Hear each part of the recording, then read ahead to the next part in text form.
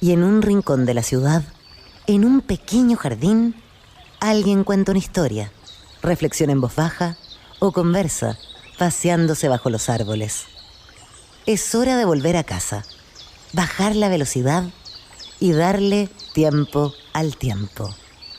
Christian Warnken nos abre la verja de su jardín para que respiremos aire puro y oxigenemos el espíritu. En Pauta, aquí comienza Desde el Jardín, una presentación de Fundación Irarrázaval, desde 1920, al servicio de la educación, humanismo y técnica. Y Grupo Viva, promoviendo la sostenibilidad en la empresa y los barrios.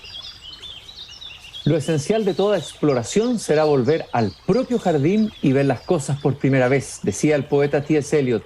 Queridos y queridas radiovidentes que me están escuchando en Antofagasta, en Temuco, Valparaíso, Viña del Mar, también Santiago, los que nos siguen por pauta.cl o por Spotify. Estoy abriendo la verja de mi jardín y como casi todos los días lunes me gusta cruzar al patio de la escuela que está a un costado de mi jardín. Ahí se escucha el sonido de la campana, la vibración que viene de la pedagogía de los niños, aunque ahora los niños están de vacaciones, pero parece que quedó su energía en el patio de la escuela y también la energía, desde luego, de los maestros y profesores.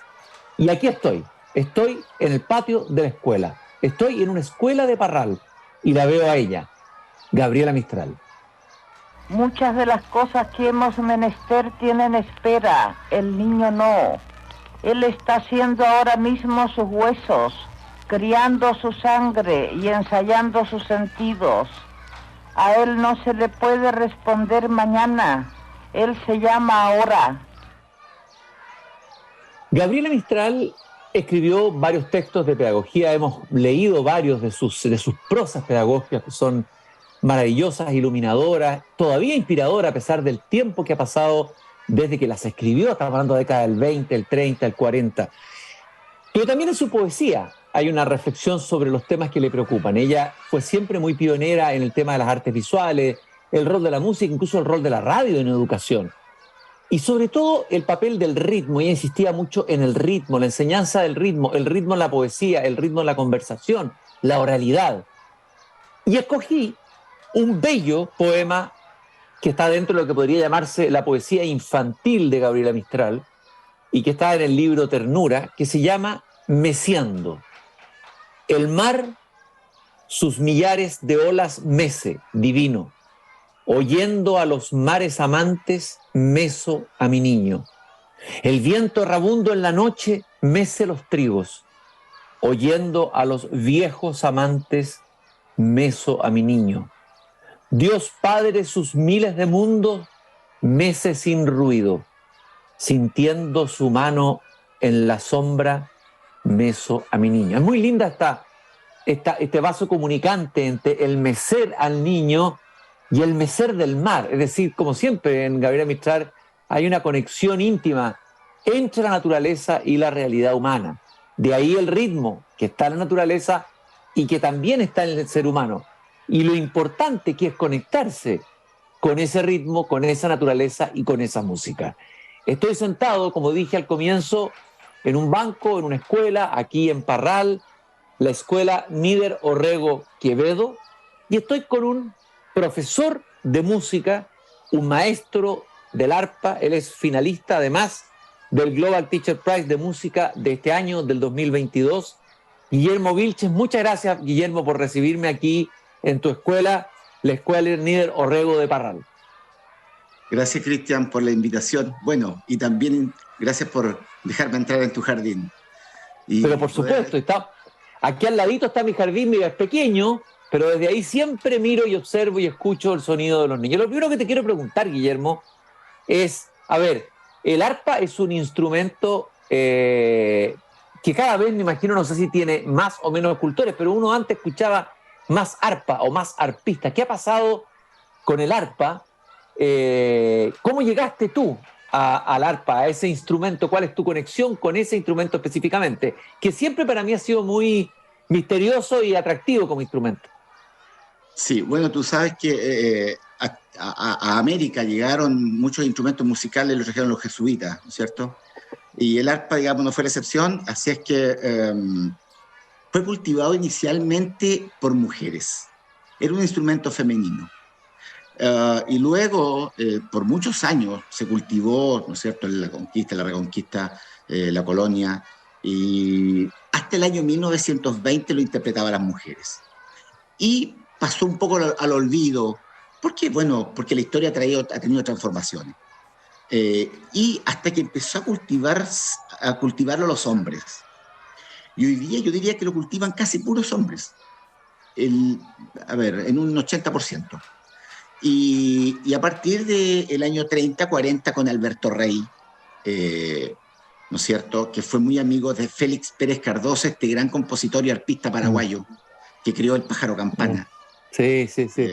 ¿No es cierto? Cuando murió Félix Pérez Cardoso, dice, a Félix Pérez Cardoso muerto, rey puesto. Entonces, Alberto Rey en Chile, ¿no es cierto?, se consagró en el arpa y fue, ¿no es cierto?, él, digamos, uno de nuestros íconos en el arpa, fue inculcando más personas y fue enseñando también. Tenemos, digamos, personas, y bueno, ya mayores, ¿no es cierto?, que han cultivado el arpa y que él les enseñó. Así es que hoy día yo diría que está muy en boga el instrumento, hay muchos cultores, es un instrumento yo le llamo de 1000 cuerdas, y es muy difícil desconectarse uno de él, digamos, una vez que yo me encontré con él en la vida, bueno, yo diría que la vida me regaló un arpa en el camino, y, y soy autodidacta además.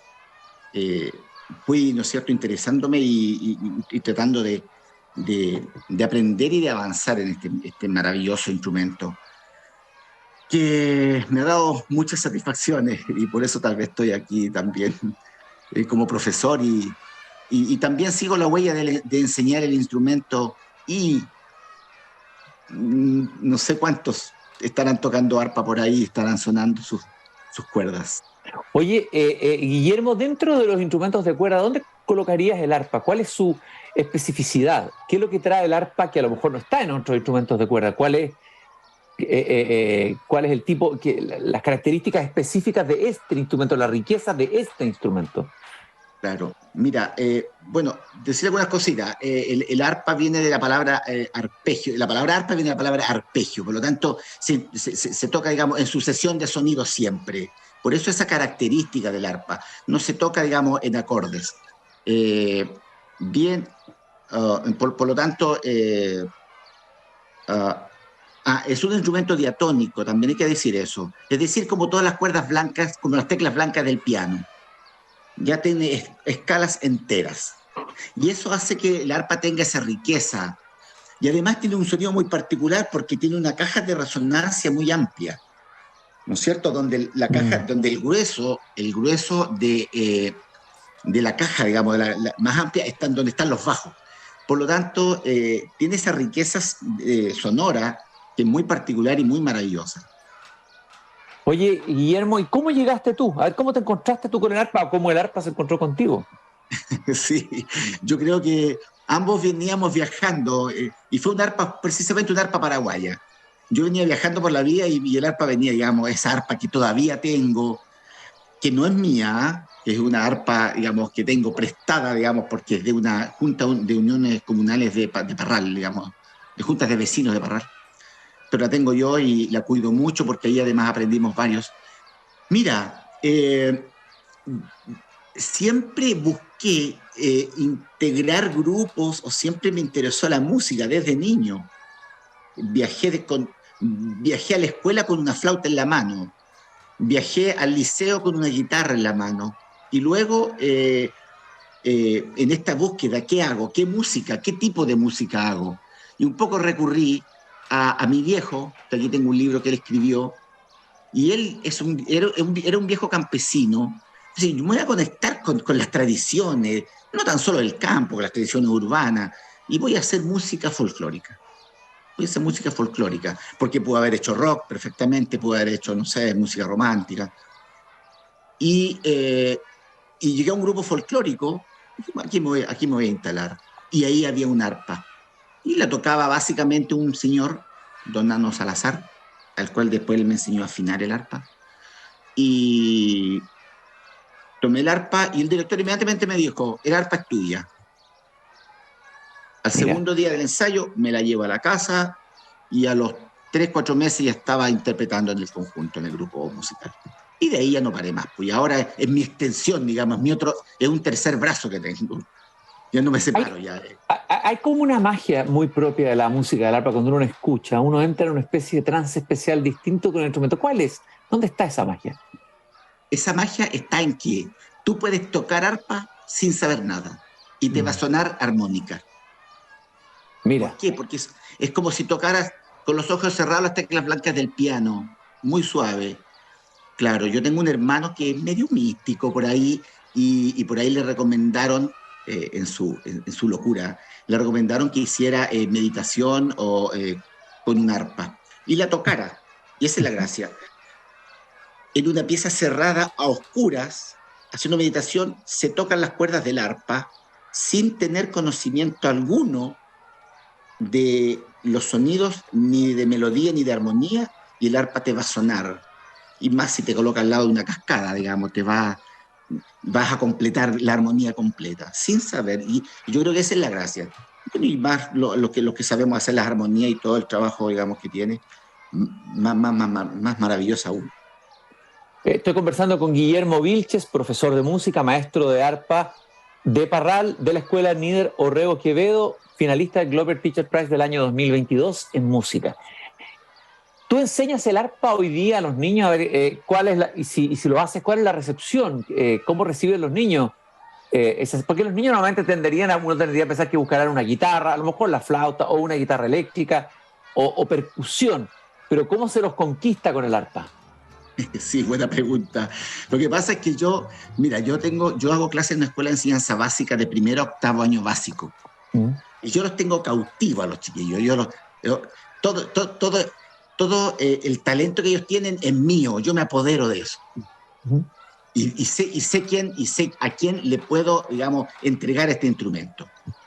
Ahora, no todos los niños tienen habilidad para un solo instrumento. Hay niños que pueden tocar acordeón, pero no tocan guitarra. Pero sí tienen habilidad y tienen talento musical. Y ahí tiene que haber un par de niños en el camino van saliendo. Hoy día se me licenció, y estoy triste, estoy con un poquito de pena, porque se licenció un alumno la semana pasada, de 8º año básico, que es un talentazo, y él está tocando arpa maravilloso. Josué Gutiérrez se llama. Y tocó El Pájaro Chowí para su licenciatura, acompañado de otro alumno. Imagínate, ver a un alumno de 13 años tocar una melodía en su licenciatura, yo creo que no puede haber mejor premio para el profesor, para la vida, porque, es el resultado de varias cosas también, de tener alta expectativa respecto de su trabajo, ¿no es cierto? Y lo maravilloso que resulta tener este resultado en niños.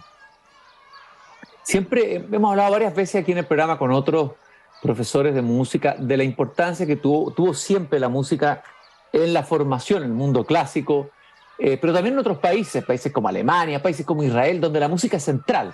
Es decir, no se puede pensar en un niño que no toque un instrumento. Aquí, sin embargo, la música ocupa un lugar un poco marginal en el currículum, no está en el centro de educación, salvo en colegios de educación artística. ¿Cómo ir contra esa corriente o esa situación de marginalidad de la música para que los alumnos tomen en serio, se comprometan con la música?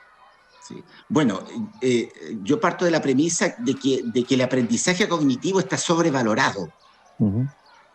Y está sobrevalorado en Chile, y está sobrevalorado en América Latina, por una cuestión cultural, porque recuerda que a nosotros nos han impuesto la educación toda la vida. Nosotros no hemos tenido la capacidad, digamos, de elegir nuestra educación. Entonces, como el aprendizaje cognitivo está sobrevalorado, y como profesor de música, busco cómo encontrar y cómo hacer esa conexión de lo cognitivo con lo emocional. Y yo creo que y me baso obviamente en la interpretación de instrumentos musicales, básicamente. Bueno, yo no tengo muy buenas noticias respecto de nuestro sistema educativo. Y yo creo que nos hablamos muy diferentes también, ¿no? Y estoy hablando también con Christian Walker, que es un profesor, Sí, y soy sí. muy crítico del sistema educativo actual. No tan solo por esto de que sea muy sobrevalorado lo cognitivo, sino que el currículum en general, imagínate que estamos haciendo religión todavía. O sea, eso me habla de lo ancestral, de lo precario, ¿cierto? O de lo obsoleto que está el currículum. Entonces, ¿cómo disponemos una sala de clase? ¿Cómo, eh, ¿Qué actividad voy a realizar? ¿O qué metodología? Por lo tanto, tenemos mucho que decir respecto de él. Y llegamos a la música, digamos, el currículum no me dice mucho de cómo yo debo enfrentar la clase de música, pero sí cómo el profesor hace este cambio en el aula. Yo creo que ahí está mi secreto. A ver, cuéntanos un poco, cuéntanos tu secreto, a ver, tu secreto pedagógico, por decirlo así. Sí, mi secreto pedagógico parte con cómo yo llego emocionalmente a mi estudiante, cómo entro en su mundo, porque yo les digo a ellos, no necesariamente les digo, sino que yo quiero hacer de su mente, de su vida, de su atmósfera interna, de su mundo, un paraíso. Y ese paraíso se lo tengo que construir a través de las emociones. Y no hay educación, no hay aprendizaje si no hay emoción. No hay aprendizaje. Hoy día estamos al debe con nuestros estudiantes y hablamos mucho de la educación de calidad. Hablamos mucho de la alta expectativa, pero muchos no sabemos qué hay que hacer, digamos, para eso.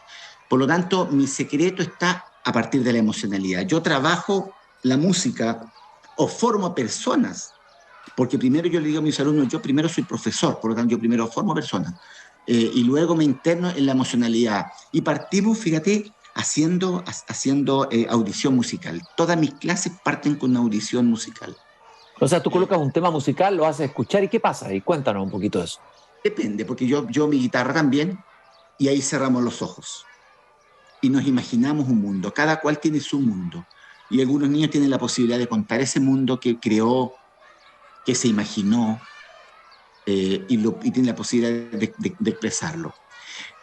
Otro en una entrevista que me hice hace poco, un niñito lo dijo, yo te lo dije, el profesor no nos enseña retándonos, nos enseña como más simpático, porque la emocionalidad es eso, es que tú tengas una conexión directa con tus estudiantes y con todos, ¿ah? No puedes tener conexión solo con los que tocan o con los que se desarrollan musicalmente, sino que con todos, porque una de las, digamos, características también, digamos, de Global Teacher Pride que nos pedían, digamos, decir, oye, ¿trabajas con solo algunos alumnos? No, trabajo con todos. Esa ha sido mi característica siempre. Sí, yo tengo en mi taller, ¿no es cierto?, reúno en mi taller de 15, 20 alumnos, obviamente a los niños que van desarrollándose más musicalmente, a los que van tocando instrumentos musicales. Y luego de hacer yo esto de cerrar los ojos y adentrarnos en la emocionalidad, viene un poquito el relato de ser buenas personas, el relato de cómo ser buenos alumnos, de cómo ser buenos hijos, de cómo ser buenos en la calle, de cómo mejorar este mundo, porque estamos al debe en eso. Eh, yo les digo a los niños que lamentablemente existe mucha delincuencia porque no tuvieron un profesor de música que les habló de esto. Entonces, bueno, tendríamos que traer otro tema, pero los profesores de música tenemos mucha responsabilidad, los profesores de arte tenemos mucha responsabilidad en la entrega de esta emocionalidad a los estudiantes y cómo ellos tienen, digamos, que ordenarse y expresarla también, expresar la emocionalidad. Oye, Guillermo, ¿cuáles son los efectos que produce la música en un niño que ha seguido este trabajo contigo? ¿Qué cambios ves tú? ¿Qué va pasando en el proceso desde que toman contacto con la música o toman un instrumento o la música empieza a entrar en ellos, ¿no? A entrar en su vida, casi en su organismo, diría yo, en su ser completo? Claro. Fíjate que es como, la pregunta es fácil, digamos, pero a la vez difícil de responderla porque Bueno, cambios drásticos hay, por supuesto. Eh, Sobre todo los niños, y sobre todo aquellos niños que se desarrollan en algún instrumento musical. Esos niños les cambia la vida y les he cambiado, tal vez no yo, pero yo he descubierto los talentos en ellos y ellos han cambiado su vida. Hoy día tengo, mira, y a propósito, tengo un listado acá de niños que vamos a hacer una reunión de mis exalumnos, no sé, 20, 25, que nos hemos contactado me dicen, profe, digamos, me cambió la vida la música, me cambió la vida el tocar un instrumento musical, Mm. porque recuerda que yo hago clase en una escuela municipalizada, también con un grado de vulnerabilidad. No me gusta mucho estigmatizar esto porque para mí los talentos y los niños tienen toda la misma inteligencia, pero sí tienen menos posibilidad de adquirir un instrumento musical, Mm. pero sí en la vida les cambió. Y en un niño más todavía, porque un niño va obteniendo conocimiento de cómo es el ritmo, cómo es la melodía, cómo es la armonía, cómo puedo diferenciar un instrumento de otro, cómo puedo diferenciar una música de otro, un estilo de otro a través del conocimiento. Y puedo disfrutar más una música cuando tengo conocimiento de estos ingredientes que tiene la música, el ritmo, la melodía. Por lo tanto, ocurren cambios en ello. Bueno, la educación espera que sean más, eh, no sé, cognitivamente más avanzados. No sé si ocurra eso, pero sí les transforma la vida y les cambia la vida para bien. Oye, ¿y alguna historia particular de un alumno, algo que te recuerdes de tu carrera, algo que te haya marcado, una historia particular de un alumno en relación a esto que estamos hablando, del efecto que tiene la música en la vida, la transformación que puede producir? Tiene nombre y apellido, se llama Nicolás Castillo. ¿Ya? Tenemos un grupo de artistas este año y Nicolás Castillo está considerado uno de los mejores artistas de Chile hoy día. Y partió contigo, como alumno tuyo. Puesto en una escuelita medio abandonada por allá, a los alrededores de Parral. Yo lo trasladaba en mi camionetita y subíamos el arpa y le dejaba el arpa. Pero es un potencial, eh, es un tipo poderosamente talentoso, que toca maravilloso el arpa. Tú lo puedes buscar, dejarlo andado por ahí, Nicolás Castillo. Claro, él hace folclore, pero hoy día está tocando solo, está grabando, y con él, bueno, recorrimos varios años juntos.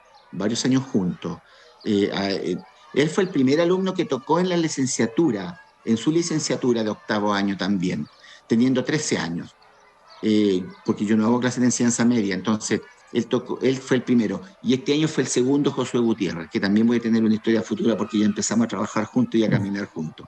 Y así, pues muchos.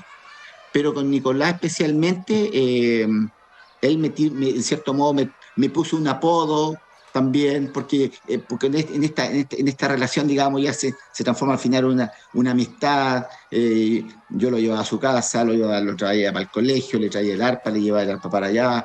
Entonces estamos siempre muy conectados y hoy día es un tremendo arpista, ha ido a Estados Unidos, a Brasil, a México, y ya tiene cerca de 30 años, pero empecé con él cuando tenía 12.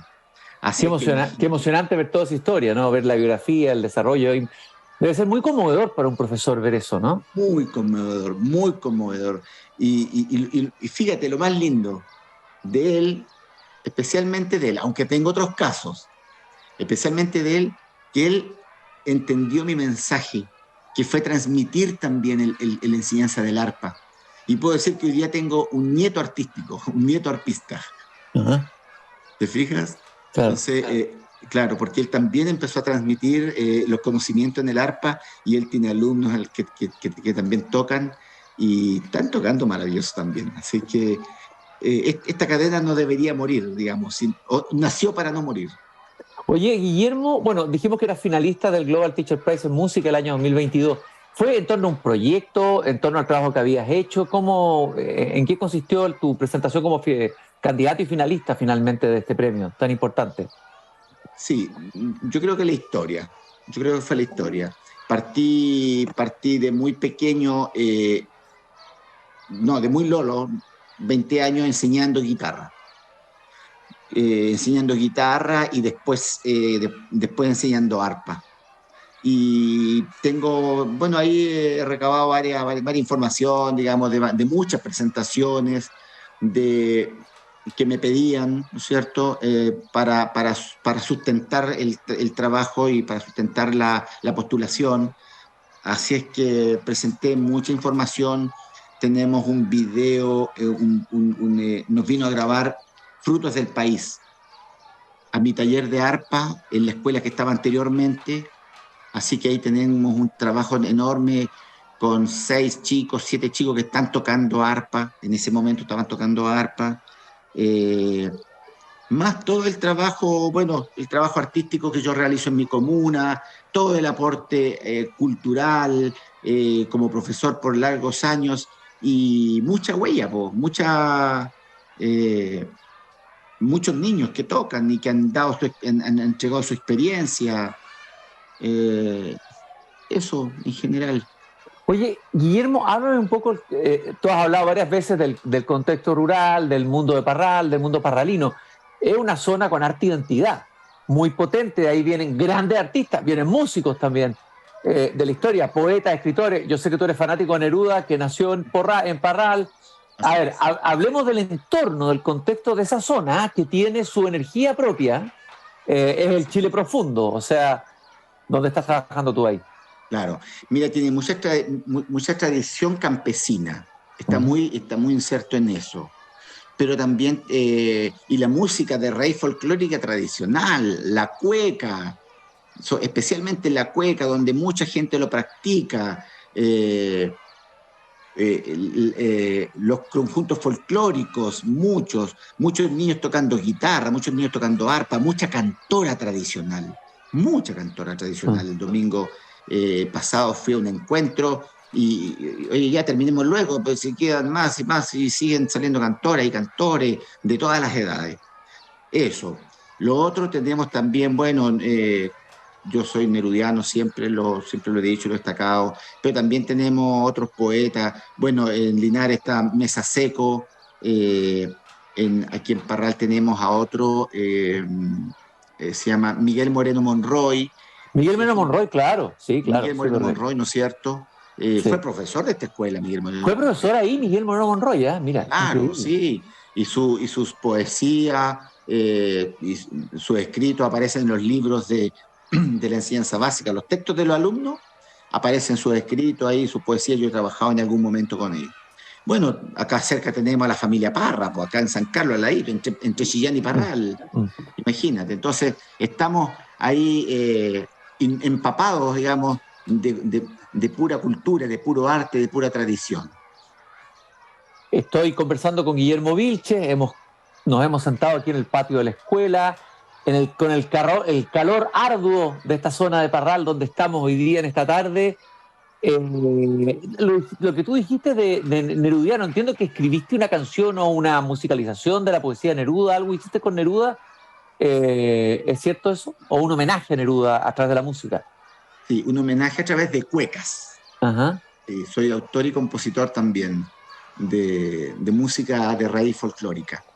Y ahí tengo, claro, tengo varias, digamos, puede ser una producción entera de cuecas, pero grabamos con mi grupo, grabamos 5 cuecas a Neruda. Ujú. Así es que bien, ¿no? Fantástico. Ahí nombramos, bueno, Un loco enamorado, por ejemplo, una de las cuecas, eh, Cueca para Pablo, que habla también de los libros, de sus libros, de Crepusculario, los versos del Capitán. Los Y versos de amor, la poesía, la beta de amor de Neruda. Oye, Guillermo, vamos a terminar este programa, esta conversación tan grata que hemos tenido contigo, un maestro del arpa que ha sembrado música en el alma de sus alumnos, los ha mecido con la música, como decía Gabriela Mistral en ese poema precioso que leí al comienzo.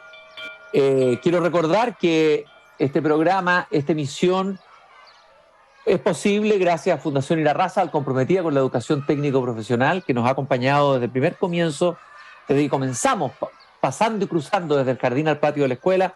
También el grupo Viva, que ha llevado biodanza, poesía, trabajo comunitario al interior de la construcción y también de los barrios. Es hora de cerrar la verja de madera del jardín, pero Cristian Warnken la volverá a abrir todos los días de lunes a viernes a las 20 horas en Radio Pauta, cuando comience de nuevo Desde el Jardín. Una presentación de Fundación Irarrázaval desde 1920.